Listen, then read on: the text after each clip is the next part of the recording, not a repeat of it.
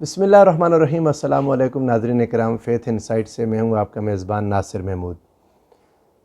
قربانی کرنے والے کے لیے شرائط کیا ہیں؟ اس سے قبل میں نے آپ کے ساتھ ایک گفتگو کی تھی جس میں قربانی کے جانور کی شرائط تھیں۔ اب قربانی کرنے والا جو شخص قربانی کر رہا ہے اس کے لیے کیا شرائط ہیں؟ بنیادی طور پر چند چیزیں جس سے ہماری قربانی قبولیت کے زیادہ قریب ہو سکتی ہے، ممکن اللہ رب العزت کے نزدیک زیادہ ثواب اور زیادہ اجر حاصل کر لے، وہ چیزیں نوٹ فرما لیں۔ سب سے پہلی چیز یہ ہے کہ قربانی کی نیت کرے۔ کیوں کہ اعمال کا دار و مدار نیتوں پر ہے۔ حضور سرورد عالم صلی اللہ علیہ وآلہ وسلم کا یہ ارشاد گرامی جس سے امام بخاری نے اپنی بخاری شریف کا آغاز کیا، انما الاعمال بالنیات، سیدنا فاروق اعظم رضی اللہ تعالیٰ عنہ سے روایت ہے، تفصیلی روایت لمبی ہے، اس کا یہ حصہ جو مشہور ترین ہے کہ اعمال کا دار و مدار نیتوں پر ہے۔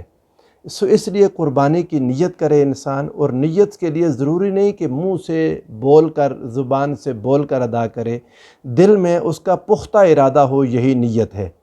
اس کے بعد دوسری شرط یہ ہے کہ ذبح کا وقت ہو، قربانی کا وقت ہو۔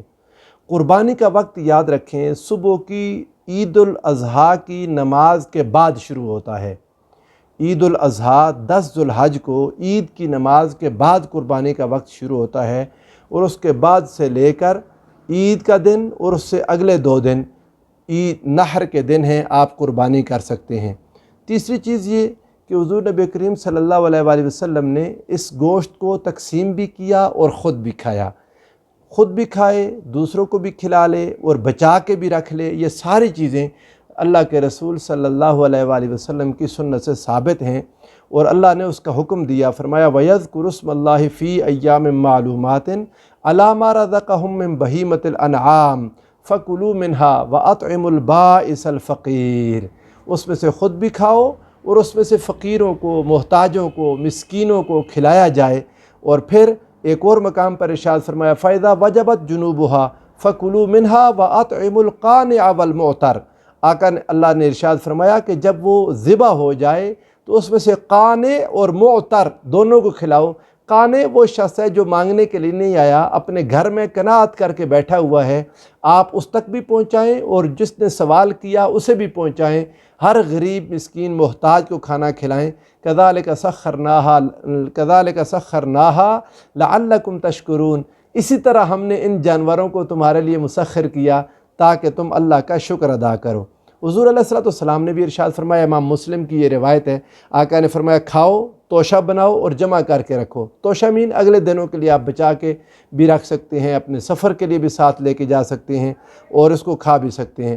اب اس کے بہترین طریقہ یہ ہے کہ اس کے 3 حصے کر لیں، یہ مستحب عمل ہے، ایسا کوئی حکم نہیں ہے۔ حضور نبی کریم صلی اللہ علیہ وآلہ وسلم سے بعض جگہوں پر ثابت ہے کہ آقا نے اس کے 3 حصے کیے، جیسا کہ المغنی میں ہے کہ حضور نبی کریم صلی اللہ علیہ وآلہ وسلم نے 1/3 اپنے گھر والوں کے لیے رکھا، خود اپنے لیے اور اپنے گھر والوں کے لیے، 1/3 پڑوسیوں اور محتاجوں کے لیے رکھا، اور 1/3 مانگنے والوں کے لیے۔ تو آپ جو بھی کر لیں بہترین ہے۔ یہ جو طریقہ کار مسلمانوں نے اختیار کیا کہ اس کے 3 حصے کر لیے، ایک خود اپنے لیے، ایک رشتہ داروں کے لیے اور ایک غریبوں مسکینوں محتاجوں کے لیے، تو یہ ایک مستحب عمل ہے، آپ اس کو کر سکتے ہیں۔ لیکن یہاں تک بھی ہے کہ جس شخص کے اپنے گھر کے مہمان، اپنے گھر کے افراد، اپنی فیملی اور کنبہ بڑا ہے کسی شخص کا، ایک بکرا اس نے ذبح کیا اور اس کی اپنی 4-5 بیٹیاں ہیں جو مختلف شہروں میں، مختلف گھروں میں بیائی ہوئی ہیں، سارے آگے اپنے بچوں سمیت، تو وہ سارے کا سارا اپنے گھر میں رکھ لے، اسلام اس کو اجازت دیتا ہے۔ کیوں؟ قربانی بذات خود اس نیت کے ساتھ اس کی گردن پر چھری چلانا کہ جس نیت کو اللہ نے قربانی قرار دے دیا، لن ینال اللہ لحومها ولا دماؤها ولکن ینالہ التقوی منکم، تمہارے اللہ کو نہ ان کا گوشت پہنچتا ہے، نہ ان کی خون پہنچتے ہیں قربانیوں کے، اللہ کو تمہارے دلوں کا تقوی پہنچتا ہے۔ جب انسان نے دل کے اس تقوی کے ساتھ چھری چلا دی جانور کی گردن پر کہ اے رب ذوالجلال، میں اپنی تمام خواہشات کی گردن پر چھری چلاتا ہوں، اے میرے مولا میں اپنے آپ کو تیرا تابع کرتا ہوں، رب ذوالجلال مجھے جو کچھ تیری راہ میں قربان کرنا پڑا میں اسے قربان کروں گا۔ جب یہ عہد کر لیا، یہ عہد اللہ کو پہنچے گا، اس کے بعد گوشت کی تقسیم اور کھانے کے سارے طریقے مستحب ہیں، ان میں سے کوئی طریقہ فرض یا واجب نہیں ہے۔ کیوں؟ قربانی جانور کے گلے پر چھری چلاتے ہی قبول ہو جاتی ہے۔ آقا نے ارشاد فرمایا اس کے خون کا پہلا قطرہ زمین پر نہیں گرتا کہ قربانی قبول ہو جاتی ہے۔ تو قربانی کی قبولیت انسان کی اچھی نیت کے ساتھ ہے، بعد کی ساری چیزیں پھر مستحبات میں ہیں۔ تو بہتر ہے کہ انسان اگر کسی ایسے علاقے میں رہتا ہے جہاں سب امیر ہیں اور غریبوں تک پہنچنا ممکن نہیں ہے، اللہ کرے کوئی ایسا وقت آئے کہ تمام افراد امیر ہوں تو اپنے اپنے گھر میں رکھ لیں، اور اگر غریب زیادہ ہیں تو پھر بہتر یہ ہے کہ سارا کا سارا اللہ کی راہ میں دے دے۔ اور ناظرین کرام، ہم جس معاشرے میں رہتے ہیں یہاں غربت ہے، یہاں پریشانی ہے، یہاں بھوک اور افلاس ہے۔ یاد رکھیں قربانی شروع ہی وہاں سے ہوتی ہے کہ جب آپ نے غریبوں کا حصہ غریبوں کو دے دیا، امیروں رشتہ داروں کا حصہ رشتہ داروں کو دے دیا، اپنے گھر کا حصہ جب آپ نے سنبھال کے رکھا، اب کوئی جائز مانگنے والا، کوئی محتاج، کوئی مسکین، کوئی غریب، جو واقعی غریب ہے، بھکاریوں کو میں اس کھاتے میں نہیں گنتا، جو اصل میں غریب ہے جس کو آپ جانتے پہچانتے ہیں، جب وہ سوال کرے اور آپ اپنے گھر کے حصے میں سے اٹھا کے اس کو دیں، یہاں سے قربانی شروع ہوتی ہے۔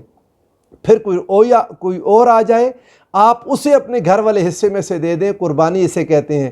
حتیٰ کہ آپ پکا کے اپنے سامنے رکھیں اور کوئی مانگنے والا، کوئی سائل یا کوئی مشکل میں شخص آپ کے سامنے آ کر سوال کر دے اور آپ اسے دے دیں، یہ ہے اصل قربانی۔ جس جذبے کے تحت آپ نے چھری چلائی، کوشش کریں کہ آگے سارے مراحل میں وہ جذبہ آپ کے دل میں قائم اور دائم رہے، یہی اللہ کو پہنچنے والا ہے۔ وقت قربان بسم اللہ واللہ اکبر پڑھنا، یہ اللہ کا ذکر کرنا، کوئی دعائیہ کلمات نہ ہوں۔ وقت ذبح جب چھری چل رہی ہو اس میں بسم اللہ واللہ اکبر یہ الفاظ کہنے زیادہ بہتر ہیں۔ درود پاک ادا کر لیں اور ہی بہت اچھا ہے۔ آقا تو جہاں صلی اللہ علیہ وآلہ وسلم پر درود پڑھنا، اور پھر وہ الفاظ جو میرے آقا نے ادا کیے اگر آپ یاد کر سکیں تو ان کا پڑھنا تو اور ہی بہت خوب ہے۔ آقا نے فرمایا اللہم منکا ولکا ان صلاتی و نسکی و محیای و مماتی للہ رب العالمین لا شریک لہ و بذالک امرت و انا اول المسلمین۔ یہ الفاظ یاد کر لیں ابھی سے، اور ان کو یاد کر کے اس کو اس وقت پڑھ لیں تاکہ ثواب میں اضافہ ہو سکے۔ مستحب عمل یہ ہے کہ باقی معمولات سارے چھوڑ کر جلد از جلد جانور کو ذبح کیا جائے، کیونکہ نیکی کے کام کی طرف تیزی سے آگے بڑھنے کا ہی اللہ کا حکم ہے۔ رب ذوالجلال نے ارشاد فرمایا وَسَارِعُوا إِلَىٰ مَغْفِرَةٍ مِّن رَّبِّكُمْ وَجَنَّةٍ عَرْضُهَا السَّمَاوَاتُ وَالْأَرْضُ أُعِدَّتْ لِلْمُتَّقِينَ۔ نیکی کے کام کی طرف جلدی کرنا ہی زیادہ مناسب ہے۔ اور پھر حضور سرورد عالم صلی اللہ علیہ وآلہ وسلم نے 3 دن قربانی کے بیان کیے، یعنی ایک حضرت ابن عمر سے روایت ہے، صحابہ کے آثار ہیں، حضور علیہ السلام سے براہ راست اس چیز پر کوئی چیز مروی حکم موجود نہیں ہے، مگر آثار صحابہ میں یہ چیز ملتی ہے کہ ایک عید کا دن اور اس کے بعد کے 2 ایام یہ قربانی کے ایام ہیں۔ وَأَفْضَلُهَا أَوَّلُهَا، اور ان میں سے افضل پہلا دن ہے، اور پہلے دن میں بھی نماز عید کے فوراً بعد جتنا جلدی ذبح کر دیں اس کی فضیلت اتنی ہی زیادہ ہے۔ اور بلا ضرورت، بلا کسی مجبوری پریشانی کے قربانی رات میں نہ کریں۔ رات میں یہ کراہت ہے، اور اگر روشنی وغیرہ پوری ہو تو میرا خیال ہے مجبوری ہے، اگر کسی انسان کو دل میں نہیں ملا، قصاب نہیں ملا اور شام کا وقت ہو گیا لیکن آپ کے پاس روشنی کا اہتمام پورا ہے تو اس کو قربانی کر دینے میں حرج نہیں ہے، لیکن بہتر یہ ہے کہ دن کے وقت میں کی جائے، اور اس قربانی کو خوب اچھے طریقے سے قربان کریں اور اللہ کے حضور دعا کریں، اور قصاب کو اجرت میں اس جانور کا کوئی حصہ نہ دیا جائے کہ حضور نبی کریم صلی اللہ علیہ وآلہ وسلم نے سیدنا مولا علی المرتضیٰ سے فرمایا تھا کہ ذبح کروا لو، لیکن قصاب کو اپنے پاس سے ہم خود اس کی اجرت دیں گے۔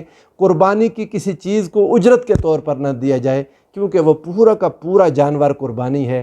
اللہ تعالیٰ ہمیں حضور علیہ السلام کی ان تعلیمات پر عمل پیرا ہونے کی توفیق عطا فرمائے، اور ان شرائط کو پورا کر کے اگر ہم قربانی کریں تو ممکن ہے ہمیں بہت زیادہ اجر و ثواب اللہ کی بارگاہ سے ملے۔ اللہ ہم سب کے حال پر رحم فرمائے۔ والسلام علیکم ورحمۃ اللہ وبرکاتہ۔